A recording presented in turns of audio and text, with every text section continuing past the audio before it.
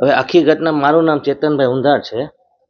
હવે આખી ઘટનામાં એવું થયું કે ભાઈ મને સવાર સુધી ખબર નહોતી મમ્મી ક્યાં હતા. સવારે હું તો વહેલો નીકળી જાઉં છું અને બપોરે 11:30 વાગે મને ફોન આવ્યો કે હું આવી રીતે પોલીસવાળા મને અહીંયા પોલીસ ચોકીએ, સાપર પોલીસ ચોકીએ લઈ આવ્યા છે, સાપર પોલીસવાળા. એટલે હું ત્યાં મેં કીધું કાંઈ વાંધો નહીં, તો ચાલો હું બહાર હતો તો હું ત્યાં પહોંચું છું. એટલે કે વાંધો નહીં. હવે પોલીસવાળાનું કેવું એમ હતું કે અમને એ લોકોએ કમ્પ્લેન કરેલી છે એટલે અમે છે ને તમારા મમ્મીને લઈ આવ્યા છીએ. મેં કીધું કાંઈ વાંધો, કયા બાબતે કમ્પ્લેન કરી, શું કરી છે, એની કોઈ તમારી પાસે કાંઈ પણ અરજી હોય એ કાંઈ પણ આવ્યું હોય, ફોનમાં તમને 100 નંબર 100 ઉપર કમ્પ્લેન કરી હોય તો એમાં અરજી હોય તો એમાં મને કાંઈ આપો, પ્રૂફ આપો, તો ભાઈ હું આ લોકોએ આવી રીતે કમ્પ્લેન કરી તો મને ખબર પડે. એટલે મેં પછી મમ્મી સાથે વાત કરી. એટલે મેં કીધું ફોન ઉપર વાત થઈ. એટલે ફોન ઉપર વાત થઈ એટલે એ લોકોનું કેવું એમ હતું પોલીસવાળાનું કે તમારા મમ્મી છે ને અમે અહીંયા લઈ આવ્યા નથી. તો મારું કેવું એમ છે કે ભાઈ જો મમ્મીને ત્યાં લઈ આવ્યા ન હોય તો તમારે શું કામે અહીંયા બોલાવવાની જરૂર છે, બરાબર? તો તમે સીસીટીવી ફૂટેજ જોઈ લ્યો, સાપરથી ને સાપર પોલીસ ચોકીથી માંડીને આપણે વાડી સુધીના જેટલા રસ્તામાં સીસીટીવી ફૂટેજ આવતા હોય કેમેરા, એમાં તમે ચેક કરી શકો કે કઈ ગાડી ક્યાં ગઈ અને કઈ ગાડી કેવી રીતે લઈ આવી. અને તમે કેમેરા અહીંયા છે, સાપર પોલીસ ચોકીની સામે જ કેમેરા છે, તો અહીંયા મમ્મીને ગાડીમાંથી ઉતારીને અંદર લઈ જતા હોય તો સીસીટીવીમાં આવી જ જાય. એટલે મારું કેવું એમ છે કે જો તમે ન લઈ આવ્યો હોય તો તમે અહીંયા મમ્મી આવે છે શું કામે, શું કરવા આવ્યા? જો એ અરજી કરવા આવ્યા હોય, બરાબર છે, તો સામેવાળાને બોલાવતા કેમ નથી તમે? તો સામેવાળાને નથી બોલાવતા, અમારું કેવું એમ જ છે. અને પોલીસવાળા મમ્મીને ધમકાવતા હતા. એ ચાર જણા જે હતા, 4 સાહેબ હતા, બરાબર? એમાં નામ તો મને તો કહેતા જ નથી, ફોન ઉપર તો મને કહેતા નથી. એના મમ્મીએ મને એ લોકો અંદર વાતું કરતા હતા કે હે ને જે કોઈ આવે ને એના સગાવાલા એને અંદર ફિટ કરી દેવાના થાય છે, એવું સાહેબનો ઉપરથી ને ફોન છે. એટલે આ મમ્મી કહે કે તું અંદર ના આવતો, મને ખાલી એક ડોક્યુમેન્ટ દઈ જા. એટલે હું ડોક્યુમેન્ટ લેવા ત્યાં ગયો હતો. એટલે હું ત્યાં જ પુલ નીચે, સાપર પોલીસ ચોકી પુલ નીચે ઊભો હતો. ત્યાંથી ને મમ્મીને બોલાવીને ડોક્યુમેન્ટ આપીને મને કે તું અહીંયા આવતો નહીં, તું વયો જાય. એટલે હું વયો ગયો. હવે પોલીસવાળા, સાપર પોલીસવાળા છે એ કોઈ પણ પ્રકારનું એક્શન લેતા નથી. એ કઈ બાબતે કે જ્યાં લગી રમેશભાઈ ટીલાળા છે ને ફોન ન કરે ત્યાં લગી કોઈ પણ એક્શન કે કોઈ અમારી બાબત નથી.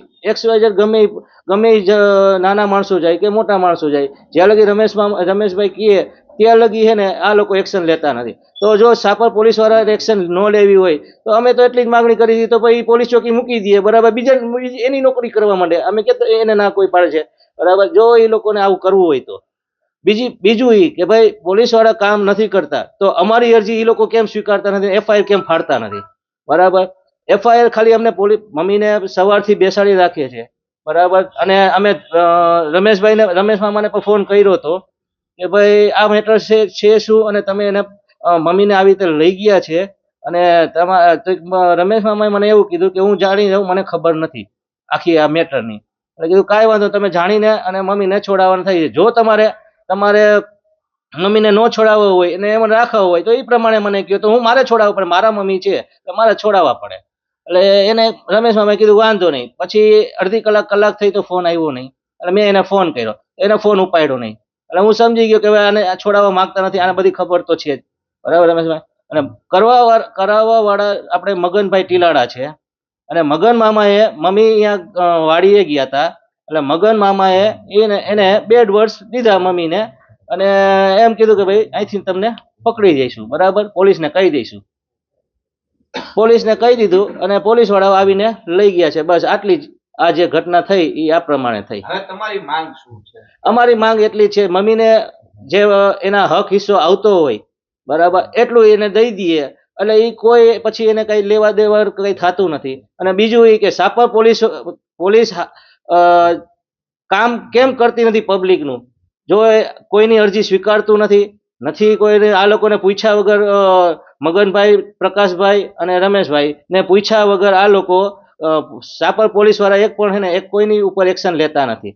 પણ એનું જો કામ કરવું હોય તો અમે તો એટલું જ કહીએ છીએ, તો પછી આ પોલીસની નોકરી મૂકી દઈએ.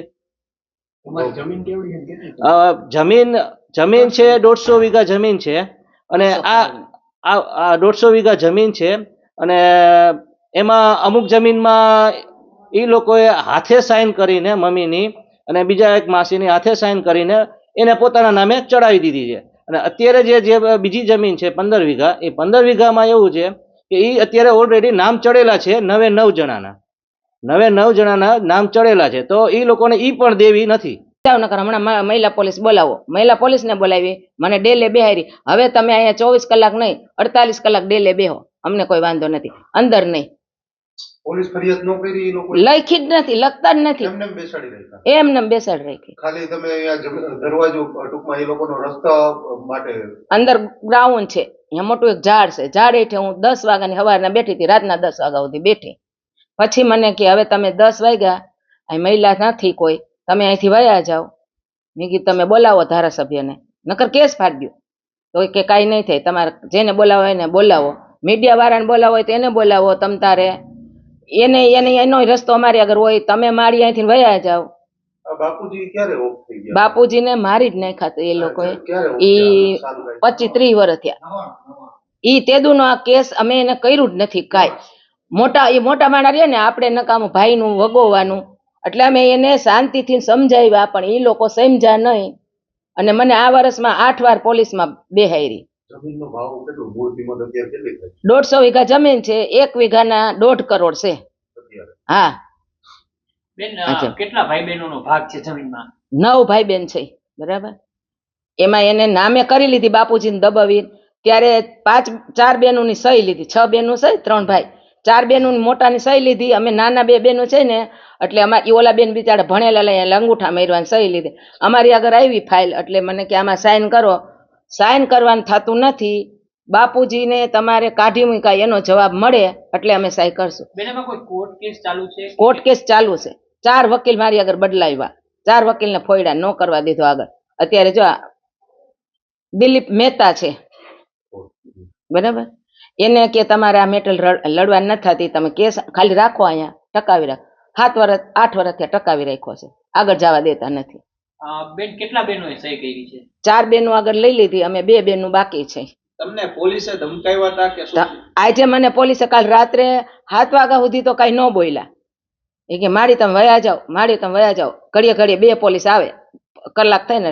મેં કીધું ભાઈ, હું તમને કઈ કહેતી નથી, હું મારા ભાઈઓને ફોન નથી કરતી, હું ફોન નથી કરતી, મને ફોન નંબર આવડે નહીં, નંબર મોઢે હું કોઈ નથી કરતી. મને એફઆઈઆર ફાડી દો ને એટલે હું અહીંથી નીકળી જવા તૈયાર છું. તમારી ફરિયાદ લીધી જ નહીં? લીધી જ નહીં. આ કેસ ચાલુ છે તો પોલીસ ફોન કરીને કે એવું કઈ થાય છે? ધારાસભ્ય ફોન કરીને તમને ડરાવતા હોય, ધમકાવતા એવું થાય છે એટલે તો સાહેબ આ બોલાવ્યા બધા. ક્યારે શું ધમકી શું દે? ઈ ધારાસભ્ય ગયા 1 તારીખે થયા, 1 વર્ષ થયું. એની ઓફિસે મને બોલાવી, 4 વાર એની ઓફિસે મને ધમકાવી, આમાં સાઈન કરવાની થાય છે કે નથી થતી. એટલે મેં કીધું નથી થતી. એટલે મારા છોકરાને બોલાવ્યો ચાનવાનો, એટલે આ કે મારી મમ્મી વગર હું ન આવું, તમારો ભાઈ બહેનનો મામલો છે.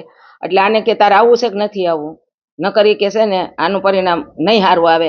અમારે નરેન્દ્ર સાહેબ સુધી લાગવાક છે, એટલે તમે એટલામાં સમજી જાઓ. એટલે મને નરેન્દ્ર સાહેબની ધમકી મારી રમેશભાઈએ, બરાબર. અને કોઈ પણ ના, હું ગામ આપણા તમારા બાપુજીનું ગામ હોય, મારા બાપુજીના ગામમાં હું ગમે જાઉં, કોકની ઘીરે જેની ઘીરે જાઉં ને, આપણને ઓળખતા હોય ને દીકરી, તો એ લોકોને દબાવે, મારે હોતન.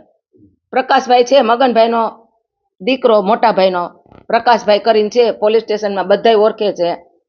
એને મને એમ કીધું કોઈની ઘીરે ગયા ને એટલે જેની ઘીરે ઉતારવા દીધા ને એ લોકોને મારશું. એટલે 1 જણાને માર્યા. પછી હવે હું કોઈને ઘીરે જાતી નથી. તો સાહેબ હું જાઉં ક્યાં? વાડીએ જાઉં. તો કાલ મને વાડીએ ધમકી મારી, ગામમાં નથી જવા દેતા, કોઈને ઘરે નહીં. સાપર મુકેશભાઈ છે, લાંબા એવા, પાચાતપુરા. અને ઈ કે એટલે તાણીથી જ બોલવા માંડ્યા, એમ કે માજી બી જાય. રાતે 10 વાગે ગયા હતા કાલ. એટલે મેં તમે અવાજ નીચે રાખો, તમારે તાર મને પૂરી દેવી હોય તો લોકઅપમાં પૂરો, પણ તમે અવાજ ધીમો રાખો. મારી ઉંમર જોવો, તમે હલવાઈશો ને તો તમને વહમવું પડશે, મને કોઈ વાંધો નથી, પુરાઈ જાવ તોય. હવે તમારી ઈચ્છા, માંગ શું છે? આ પોલીસ કર્મચારીઓ જે ધમકાવતા હતા એના વિરુદ્ધ કાર્યવાહી થવી જોઈએ, રમેશભાઈ સામે કાર્યવાહી થવી, શું કહો છો? મારી એક જ માંગણી સાહેબ છે કે રમેશભાઈ છે ને મને નરેન્દ્ર સાહેબની દાટી મારે છે, ઈ માંગણીમાં રમેશભાઈને સ્વીકારવું પડશે. બીજી વાત, સાપરની પોલીસ એને પૂછ્યા વગર કેસ નથી ફાડતી, એટલે સાપરની પોલીસ જોઈ નહીં, બીજી પોલીસ બદલે આ પોલીસ એકય જોઈ નહીં, કોઈના કેસ નથી ફાડતી. મારી આ 2 માંગણી છે. અને જો રમેશભાઈને આવું બધાયમાં ન આવવું હોય, એને દીકરાના પ્રસંગ છે એટલે મને એવી દાટી મારી દીકરાના પ્રસંગમાં તું આવા ખેલ કરસ, તો ઈ મને સામે આવીને મારો હક દઈ દે. આ મારી માંગણી છે સાહેબ, હક માગું છું.